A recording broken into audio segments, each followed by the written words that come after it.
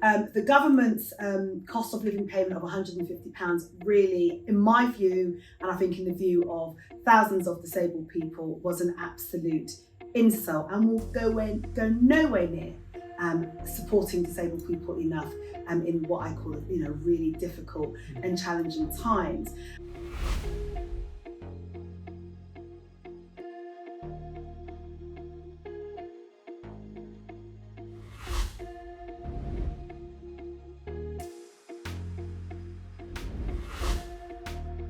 Marsha, thank you so much for taking the time. We really appreciate it. So we're going to kick straight off. At Scope, we know life costs more for disabled people. A report that we recently launched on Disability Price Tag showed on average disabled families incur an extra cost of £975 a month. What role do you think government can play in tackling this and supporting disabled families? Well, it's great to see you again, Abdi. And can I just begin by thanking you and Scope for all the fantastic campaigning and work you've been doing in the disability rights space over the years. Now, the report you produced recently highlighted what many of us already knew, is that disabled people face additional costs due to having a disability. And naturally, in this climate of a cost of living and energy crisis, costs are going to be higher for a multitude of different reasons. The government's cost of living payment of £150 really, in my view, and I think in the view of thousands of disabled people, was an absolute insult and will go nowhere near supporting disabled people enough in what I call, really difficult and challenging times. I think we need to look at this also in the broader context of, we've had 13 years of austerity and cuts to support for disabled people. Cuts from social security, but also social care, independent living fund, and the like. And so disabled people have really been hit by Tory austerity. There's just no two ways about it. And they're being hit even more so now. I recently led a Westminster Hall debate here in Parliament on financial support for disabled people in this cost of living crisis.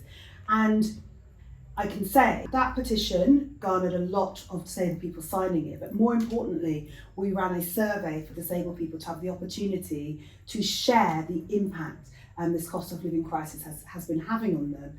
And some of their stories are just heart-wrenching, and I met with those petitioners, the women that started that petition, and hearing their stories and what's happening to them in terms of their daily lives, it's cruel, it's inhumane, and really it's just an extension of a hostile environment that has been created for them. And Social Security, let's just take Social Security. Now, the government failed, despite my calls and many other people's calls, to uprate Social Security in 2022 in line with inflation. Okay, so that was a hit.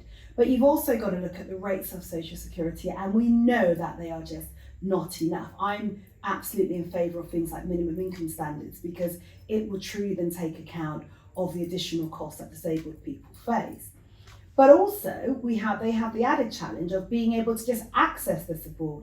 When it comes to assessment frameworks for personal independence payment, we know that they're flawed. People are having to fight tooth and nail, going to appeals and so forth before they get the support they are entitled to. And then when you think about the income replacement support through universal credit, or what was previously ESA, again, the assessment process for those types of benefits are flawed.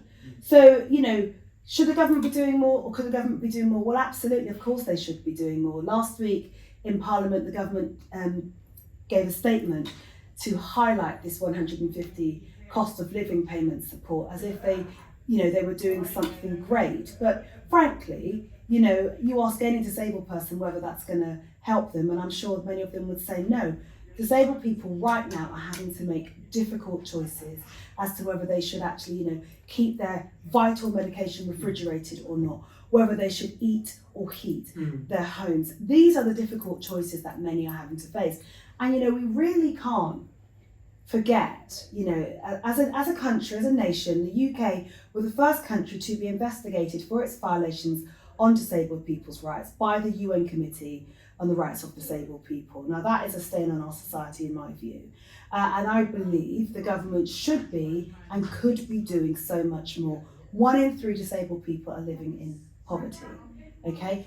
Billions have been taken out of the social security system that is there to support people. It should be a safety net for people.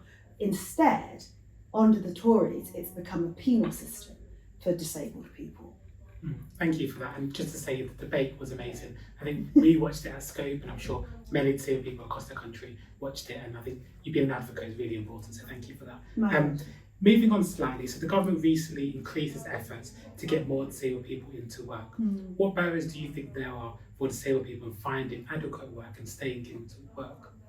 Well, I think firstly we need to get rid of that whole myth that disabled people don't want to work, because they absolutely do. But what we have seen by this government is the disability employment gap hovering around 30% and has been for more than a decade. And the pay gap is around about 21%, but there is a disability pay gap as well. So what that essentially means is disabled people are working X number of weeks for free because their pay is not equal to a non-disabled person. More work needs to be done on employer attitudes. I think, the attitudes of some employers may not be in the right place, and I feel the government should be spending time and focus in that space. Now, as I say, people acquire disabilities in work, but obviously for those who require additional support to get into work through schemes like Access to Work, which I think, in many respects, if the Access to Work scheme as a policy was right, and obviously in terms of operational delivery was done right, it is probably one of the best forms of employment support because it provides that practical help that one would need to stay in work, but obviously to retain a job as well. And so if we got that policy right, it would, I think we could go a long way. There shouldn't be a cap for a start. So the level of support you require shouldn't be capped at any fixed amount. I also think, the scheme should be available in the forms of if somebody wanted to enter into voluntary work or even for work trials and so forth. Access to Work should definitely be a portable scheme. So for example, Abdi, you're now working for Scope and long may that continue. But say you needed to change jobs and you had an Access to Work package, that package should move with you. An assessment can then be carried out and you may need additional support or less, but it shouldn't stop and you shouldn't have to restart the process. It shouldn't be taking months on end for people to actually A, have an assessment and B, to get the equipment that they require to do their job in place. At the moment, there are delays of 12 plus weeks. That is a system that isn't working in my view, and I have raised that with the Minister on more than one occasion to no avail, frankly. So there is so much more they can do. I mean, one of the challenges that I have with the government, and I don't agree, is with their most recent paper on work and health and disability, essentially is looking at ramping up sanctions. We need to get more people into work. We know sanctions and conditionality doesn't work. There is no evidence to suggest it does. In fact, it's to the contrary. There is evidence and reports that were done by the Work and Pension Select Committee here that sanctions and conditionality do not work. So I really hope the government wake up and come to their senses and not seek to push in that direction. But also, we've got to think about our public and our infrastructure and our environments. And that's why, when you think about public transport, making sure that our transport system is fully inclusive and accessible to everybody, again, will remove some of those practical barriers to people being able to get to and from work. And that, that's why I'm a strong advocate for, and I'm so pleased that, it remains Labour's policy to incorporate the UN Convention on the Rights of Disabled People, because that really speaks to the heart of our civil and our human rights. And if we get those things right when it comes to, social care and independent living, education, social security and civil society and others, then we can start to see an environment where disabled people are truly being treated equally. Now, I touched on independent living. Again, that's another barrier, because at the moment we're seeing far too many disabled people not getting access to the right levels of support that they would need to live independently. And one of the things I do not want to see creeping back into our system is a way of going towards more institutionalised living for people. And I really hope organisations like Scope and others will be strong advocates against any such measures.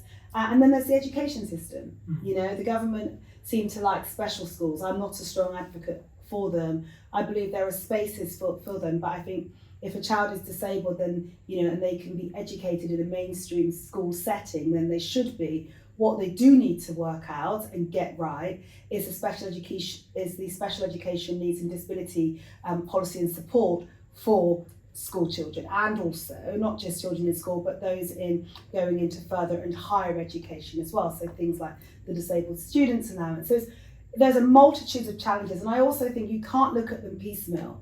We really have to look at the whole pathway, the whole journey from, you know, being a child going into being a teenager, then making that transition into adulthood and so forth, and ensuring that, you know, all the barriers that potentially could be there are removed. I'm not sure the government take that approach.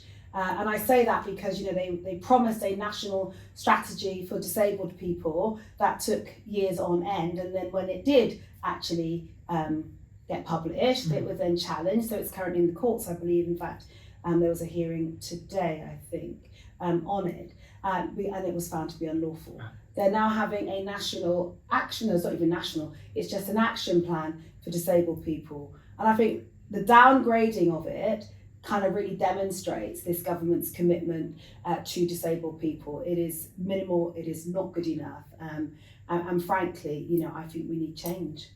Thank you for that. So Scope's been campaigning for the government to introduce a social tariff, which is kind of a discounted energy bill for disabled people and older people. What kind of ideas do you think the government should be implementing, and what are your thoughts on social tariff?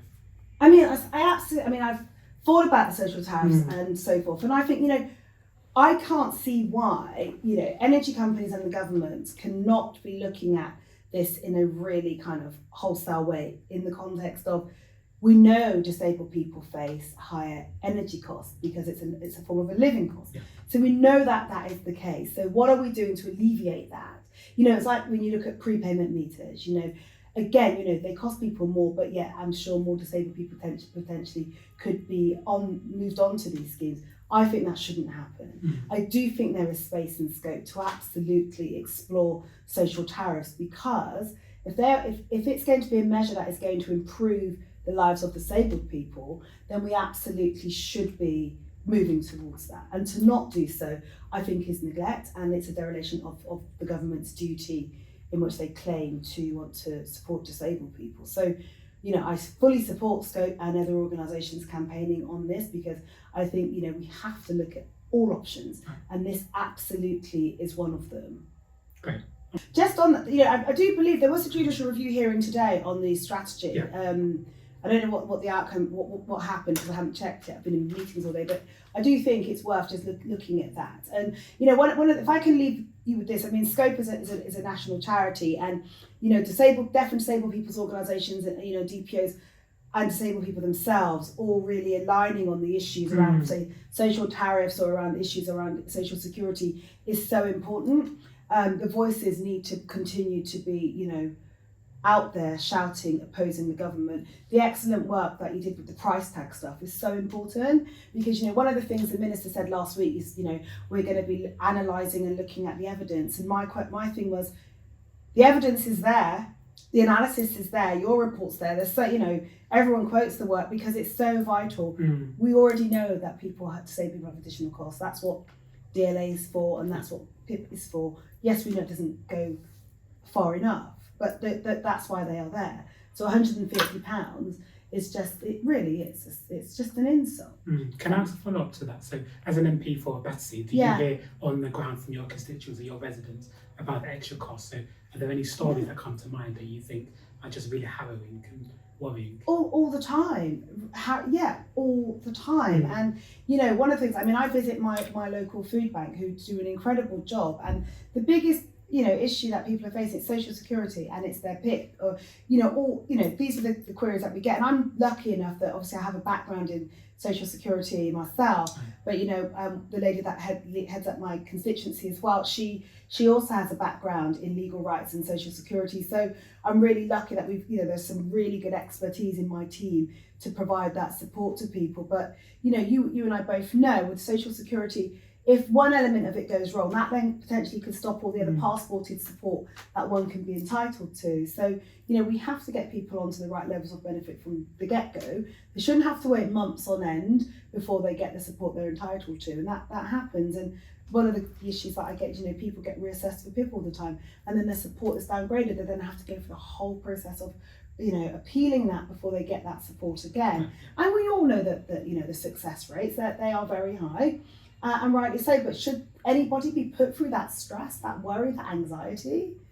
No, I mean, I see them in my surgery regularly and I get a lot of emails about it, and it's just unfair. And, I don't, I say it and I believe it, that this government or successive Tory governments have created a hostile environment for disabled people. It is cruel and it is wrong, and we need to end that regime. We need to have a social security system based on what it was founded on, being a safety net for people that actually need support.